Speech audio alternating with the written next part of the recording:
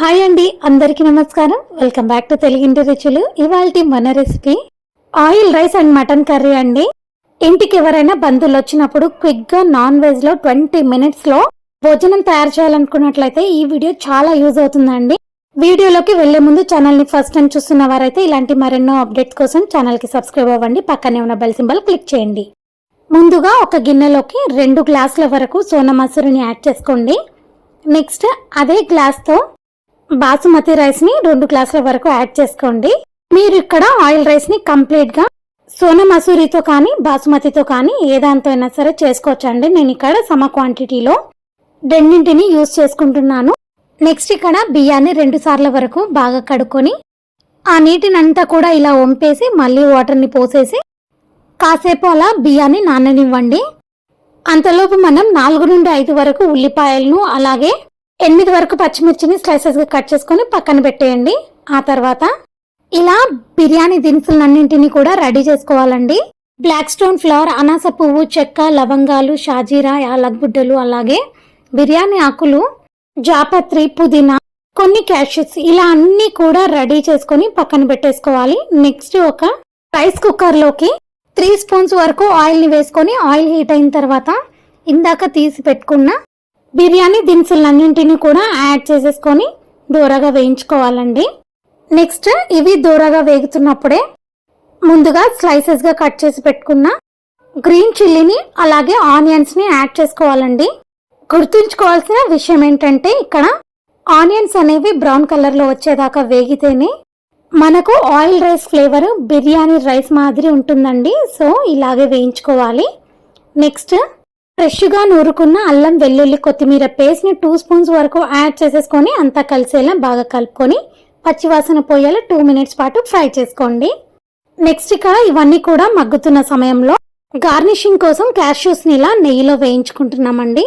2 spoons నెయ్యిలో ఇక్కడ కొన్ని క్యాష్యూస్ని దూరగా వేయించుకొని పక్కన పెట్టేసుకొని ఈ వేడిగా ఉన్న నెయ్యిని రైస్ కుక్కర్లోకి యాడ్ చేసుకొని బాగా కలుపుకోండి. ఇక్కడ నెయ్యి వేయడం ఆప్షనల్ అండి, మీకు ఇష్టమైతే యాడ్ చేసుకోవచ్చు, లేదంటే లేదు. నెక్స్ట్ ఇవన్నీ కూడా బాగా ఇలా దూరగా వేగిపోయిన తర్వాత నానబెట్టుకున్న బియ్యంలోని వాటర్ అంతా కూడా వంపేసి బియ్యాన్ని మాత్రమే రైస్ కుక్కర్లోకి యాడ్ చేసుకోండి. ఇలా రైస్ కుక్కర్లో రైస్ కుక్ చేసేటప్పుడు ఇలా ముందు ప్రొసీజర్ అంతా కూడా స్టవ్ పై చేసేసి తర్వాత రైస్ కుక్కర్లో రైస్ కుక్ చేసుకోవడం వల్ల రైస్ చాలా చక్కగా ఉడికిపోయి మాడిపోకుండా పర్ఫెక్ట్గా కుక్ అవుతుందండి. సో తప్పకుండా ఈ విధానాన్ని మీరు కూడా అనుసరించినట్లయితే వంట చాలా ఫాస్ట్గా అయిపోయి టేస్టీగా కూడా కుదురుతుందండి. నెక్స్ట్ ఇక్కడ 4 గ్లాసుల రైస్కి 8 గ్లాసుల వరకు వాటర్ని యాడ్ చేసుకుంటున్నానండి. అంటే ఇక్కడ రైస్ 10 మినిట్స్ పాటు నానింది కాబట్టి డబల్ క్వాంటిటీలో యాడ్ చేసాము. నెక్స్ట్ ఇక్కడే రుచికి సరిపడినంత ఉప్పుని కూడా యాడ్ చేసేసి అంతా కలిసేలా ఒకసారి బాగా కలుపుకొని నెక్స్ట్ ఇక్కడ రైస్ కుక్ చేసుకోవడానికి రైస్ కుక్కర్లోకి అమర్చుకోవాలండి ఈ రైస్ కుక్కర్ను. నెక్స్ట్ ఇక్కడ ఆయిల్ రైస్ కుక్ అవ్వడానికి టైం పడుతుంది కదండి. రైస్ కుక్కర్కు కుకింగ్ ఆన్ చేసేసి మనం నెక్స్ట్ మటన్ కర్రీని తయారు చేసేసుకుందాం. మటన్ను ముందుగా ఇలా శుభ్రంగా కడుక్కోవాలండి. ఇలా బాగా కడుక్కున్న మటన్ను చేతి వేళ్ల మధ్య నీటిని వంపుతూ వేరొక కుక్కర్లోకి యాడ్ చేసుకోవాలండి. ఇక్కడ నేను 2 kgs వరకు మటన్ని తీసుకున్నాను కాబట్టి 4 టమాటోస్ వరకు కట్ చేసుకుంటున్నాను. మనకి ఎప్పుడైనా టైం లేనప్పుడు చాలా టేస్టీగా క్విక్గా మటన్ తయారు చేయాలనుకున్నట్లయితే ఈ ప్రొసీజర్ని ఫాలో అవ్వండి. మటన్ చాలా టేస్టీగా ఉంటుంది. నెక్స్ట్ 2 స్పూన్ల వరకు అల్లం, వెల్లుల్లి, కొత్తిమీర పేస్ట్ని యాడ్ చేసుకోండి. Next 1/2 table spoon garam masala, అలాగే 1/2 టేబుల్ స్పూన్ వరకు పసుపుని, నెక్స్ట్ మటన్లోకి రుచికి సరిపడినంత ఉప్పుని, అలాగే ఇందులోకి ఆయిల్ని యాడ్ చేసుకోవాలండి. 3 స్పూన్స్ వరకు ఆయిల్ని యాడ్ చేసుకోండి. ఆ తర్వాత రుచికి సరిపడినంత కారాన్ని యాడ్ చేసుకోండి. కారం యొక్క స్పైసీనెస్ని బట్టి కారాన్ని యాడ్ చేసుకోండి. నేను ఇక్కడ 3 స్పూన్స్ వరకు కారాన్ని యాడ్ చేసుకొని స్పైసెస్ ఆయిల్ అంతా కూడా మటన్కి పట్టే విధంగా చేతితో బాగా కలిపేసుకొని మటన్ మునిగేంత వరకు కూడా వాటర్ని పోసేసుకోవాలండి. మటన్ పల్చటి గ్రేవీగా రావాలనుకుంటే మాత్రం కొద్దిగా వాటర్ని ఇలా ఎక్కువగా యాడ్ చేసుకోండి. లేదు మటన్ చిక్కటి గ్రేవీతో కావాలనుకుంటే మాత్రం వాటర్ని తక్కువగానే యాడ్ చేసుకొని ఇలా కుక్కర్ మూత పెట్టేసి మటన్ ఉడికేంత వరకు విజిల్ని పెట్టి ఉడికించుకోండి. నాకు ఇక్కడ మటన్ 3 to 4 విజిల్స్ కి చాలా చక్కగా ఉడికిపోయిందండి.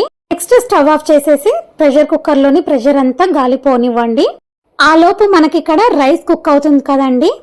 ఇలా వాటర్ అంతా కూడా ఇమిరిపోయి దగ్గర పడి 3 to 4 మినిట్స్ లో రైస్ కీప్ ఫామ్ లో పడిపోతుంది అన్నప్పుడు, లేదంటే రైస్ కొద్దిగా పలుకు మీద ఉన్నప్పుడు ఇలా నిమ్మకాయల గుజ్జును యాడ్ చేసుకోవాలండి. ఇలా యాడ్ చేసేసుకొని అంతా కూడా కలిసేలా స్విచ్ ఆఫ్ చేసేసి ఒక్కసారి బాగా కలుపుకోవాలి. ఇలా నిమ్మకాయను యాడ్ చేసుకొని చివర్లో బాగా కలుపుకొని మగ్గించుకోవడం వల్ల ఆయిల్ రైస్ ఫ్లేవర్ ఎన్హాన్స్ అవ్వడమే కాకుండా డైజెషన్కి కూడా చాలా బాగా హెల్ప్ అవుతుందండి. ఆయిల్ రైస్ని ఈ ప్రొసీజర్లో తయారు చేసుకొని తినడం వల్ల కడుపు నిండా తిన్నా కూడా పొట్ట లైట్గానే అనిపిస్తుందండి. చాలా బాగుంటుంది. ఇలా అంతా కూడా కలిసేలా బాగా కలుపుకున్న తర్వాత గార్నిషింగ్ కోసం పైన కొత్తిమీరను అలాగే కొద్దిగా పుదీనాను, నెక్స్ట్ ముందుగా నేతిలో వేయించి పెట్టుకున్న క్యాష్యూస్ని కూడా పైన యాడ్ చేసేసుకొని గార్నిష్ చేసేసుకొని మూత మూసి మగ్గనివ్వండి. స్విచ్ ఆన్ చేసి చూసినట్లయితే ఇంకా కుకింగ్ ప్రొసీజర్లోనే ఉందండి. సో ఇది మగ్గడానికి 2 to 3 మినిట్స్ పక్కా టైం పడుతుంది. ఇంతలోపు ప్రెషర్ కుక్కర్లోని గాలినంతా కూడా ఇలా తీసేసి ఓపెన్ చేసి చూసినట్లయితే మనకు మటన్ చాలా చక్కగా ఉడికిపోయి ఉంటుందండి.